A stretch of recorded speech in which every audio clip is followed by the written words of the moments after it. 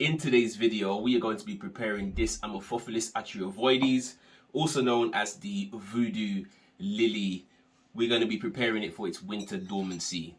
As you can see, it's starting to yellow, it's starting to droop, which is the sign that it's ready for its winter rest. What is up, my planting people? My name is Lithius and welcome to Roots Ready.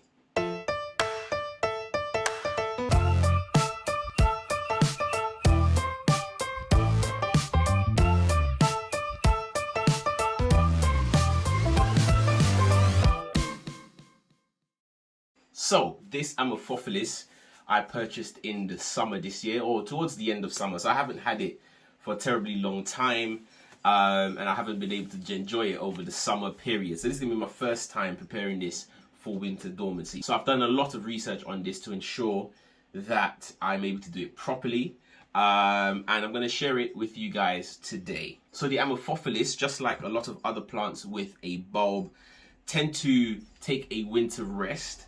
And as you can see, this is the sign that it's ready for that rest. When it starts to decline, it starts to yellow at the leaves and the stem or the petiole here starts to droop. What you need to then do is to take the plant out of the soil and keep it in somewhere dry and dark until the spring. And then you can replant it and then it will sprout up. So I'm going to go rummage through the soil. I'm not sure if there are any other bulbs in here, but we'll find out, because the Amorphophallus is a plant that tends to produce other tubers that can produce other plants. So we're going to be in for a little surprise today, hopefully. So I've got my bowl here. I'm going to empty out the soil. I'm going to keep my label for later. And we're just going to start to slowly remove the soil. I'm going to hold onto the stem just to make sure I don't drop the plant. And just carefully remove the soil from around the base.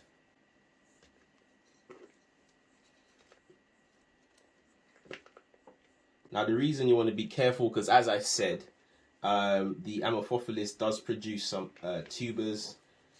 So, and those have the potential of actually growing into a new plant. So you don't want to lose any of them. So you want to be careful whilst you're doing this. Ooh. Okay, that's the leaf gone, that's snapped off, that's fine. Just carefully, and as I'm going through, I'm just sort of feeling the soil just to see what we're working with. Now I should say that I actually haven't watered this plant for maybe, when I noticed that the leaf started to droop, I stopped watering it because, you know, the Amorphophallus needs to stay in a really dry environment once you put it away for winter.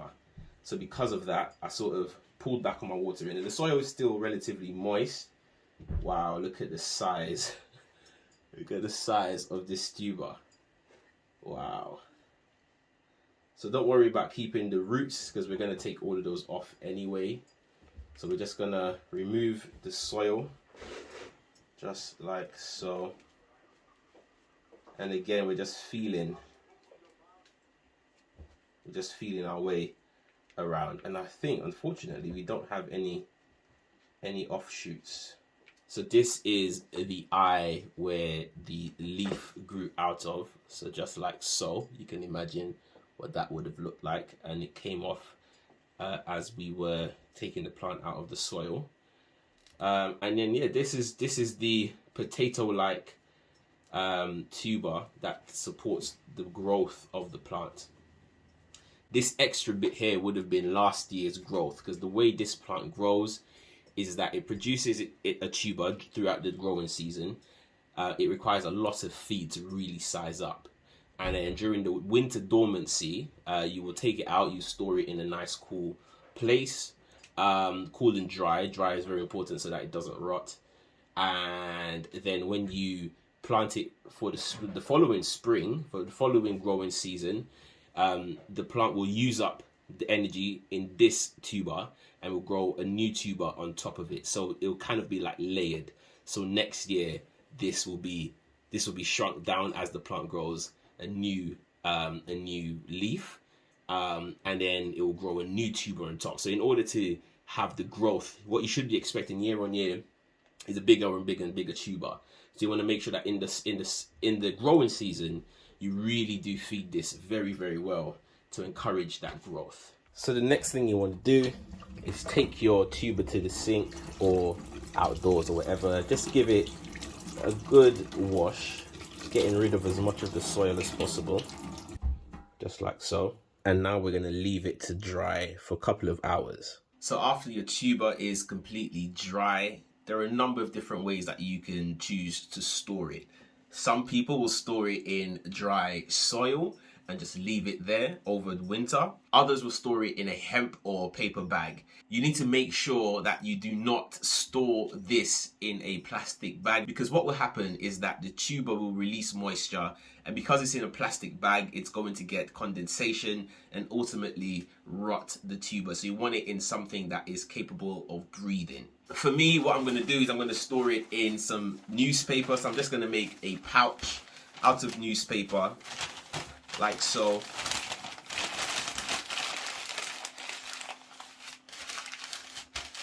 Nice and simple.